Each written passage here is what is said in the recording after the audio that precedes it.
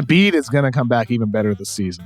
You know he's pissed about that MVP. No kidding. He's going to come back with a chip on his shoulder. It's going to be a revenge year for him. It's going to be a revenge year for Harden.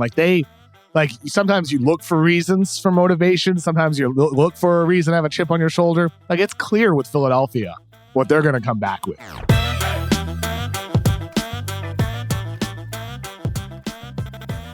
Regarding the one of the other teams in the Eastern Conference that has got a superstar that used to play with Kevin Durant, James Harden, story came out saying that they are ironing out the final details of his 1+1 contract that reportedly are going to see him take a $15 million discount.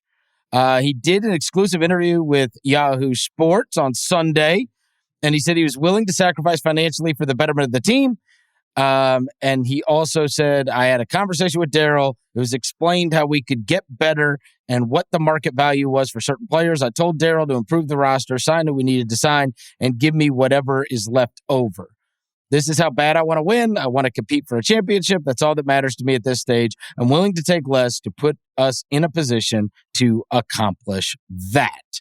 Of course, they went and got PJ Tucker. They signed Daniel House, who he used to play with in Houston. They also picked up DeAnthony Melton and Trevelyan Queen, who was the G League MVP last year. So they've certainly added to the depth of roster this offseason. This was quite the issue, depth for them last year, and they have been able to add to it. There's at least 3 guys. We'll wait and see on Queen, but Queen is what we think he is. 4 guys that are legitimate 9-man rotation guys that can log minutes for your team. And in the case of both Tucker and House, you know exactly how they fit in a James Harden world. And that's to go along with, Maxey and Embiid and what you already had going on there. And so they did not lose much, and they have been able to add, and it seems like everything is simpatico on this, that, Daryl is going to be able to give Harden the 1-and-1 deal. Harden is cool with it, and it's for less money. So kind of works out perfectly for Daryl. I think we were all sitting back and waiting. Oh, my God, is he going to give him $200-something million? Remember when the trade went down, Bobby Marks went on ESPN. He said, look, they signed him to the max extension this offseason. That's going to end up being the worst contract in NBA history. And it's not even close. It's not even close to that. And so Daryl got his guy in the trade, and now it seems like they are going to come to a pretty good middle ground here where they're not having to pay him an insane amount of money in his later years in the league, and then have enough cash flow to be able to build some depth around him. And so while we criticize Harden a lot, I mean, this is I think I was surprised, and I think if I was a Sixers fan, I'd be delighted. In the end, he's got to deliver it. He's got to deliver in the playoffs. But in terms of not hamstringing the organization by signing and demanding full-on years money, certainly helped the cause in terms of being able to win. Now he's got to perform, right? Like James Harden, and not like whatever the hell that was last year.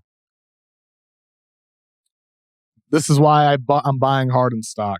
I mean, it's a prove-it year, essentially. Harden's playing for that $200 million contract. So even if next year in 2023, when he signs that 5-year max, even if things fall off after that, maybe they do.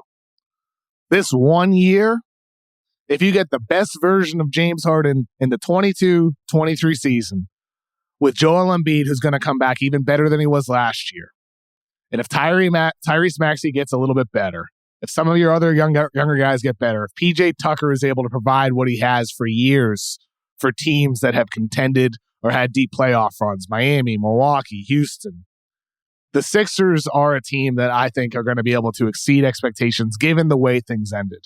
Because the fact is despite James Harden not being the James Harden we've seen for years, with him dropping, 50 bombs, 40 points, 15 assist games, Joel Embiid, when he was setting a pick for James Harden, those two were still the league's most efficient pick and roll duo in the entire NBA. They scored 1.17 points per pick and roll when they ran it, according to Second Spectrum. Number one in the NBA. Those guys were still dominant despite Harden not being his full self. Embiid has never had anybody like James Harden who can create shots for him. This is the guy who had TJ McConnell running a ton of pick and rolls for him. Like that's what Embiid has dealt with in the pick and roll for years. They draft Markelle Fultz, who falls apart because they wanted to give Embiid a pick and roll partner. It didn't work. They add guys like Shake Milton, who were good, solid players, but nobody like Harden. So I think if you consider the fact that this is a team that can pummel you inside with Joel Embiid, if Harden is able to tap into even 80%, 85% of what he was in his prime self by getting in the quote-unquote best shape of his life, making all the changes he's talking about, if Harden practices what he preaches, the Sixers have the roster to go all the way to the NBA Finals and possibly win it. The only question was going to be with them, is Doc Rivers the right coach for that? They're bringing back Doc Rivers, it seems, right? Doc Rivers, who has not won anything since he was in Boston with the Big Three.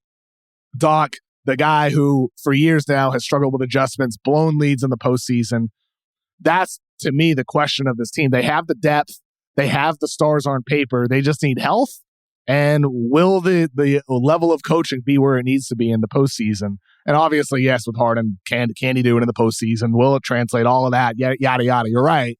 But Harden has also never been with somebody like Joel Embiid, right? Harden has never had somebody like Embiid. So I think for the first time in Harden's career, if he's able to be more like James Harden, he's going to be the second best player almost every night. And some nights he'll be the third best player when Tyrese Maxey is going crazy. Right. So I think the Sixers dynamic at the top of their roster is ripe for a deep playoff run. As long as Harden comes back and looks the part as he claims he will, because he's saying all the right things in a prove it year. I'm optimistic about it in that sense. And you make a good point on the whole Maxey thing. I think Maxey's going to be a star. I love Maxey. I love Maxey. And I can't tell you how many people I've asked this summer. I said, number one in the NBA at three-point shooting percentage was Luke Kennard. Number two was Desmond Bane. Who was number three? Maxey. And yeah. No one can believe that. Because that's not what you think about when you think about Maxey. You think about speed, downhill, attacking. Yes. And he showed up in the playoffs. And so that's what I'm saying. Like, Harden may not even have to be that guy. If Maxey becomes what I think he's going to become, I think there's going to be several nights where Maxey's that guy, and Harden still has he provides, as they talk about with Curry, the gravity, right? Where these teams load up on him. You saw it last year with Miami, where they load up on him and just make life hell.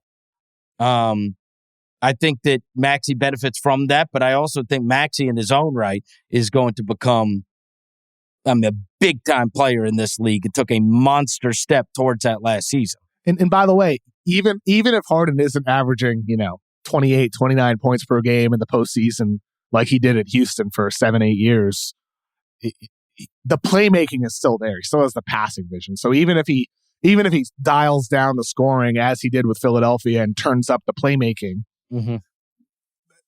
It can work. It can work. And with Joel Embiid, I'm telling you, Embiid's going to come back better. Embiid is going to come back even better this season. He's pissed about that MVP. No kidding. He's going to come back with a chip on his shoulder. It's going to be a revenge year for him. It's going to be a revenge year for Harden. Sometimes you look for reasons for motivation. Sometimes you look for a reason to have a chip on your shoulder. It's clear with Philadelphia what they're going to come back with.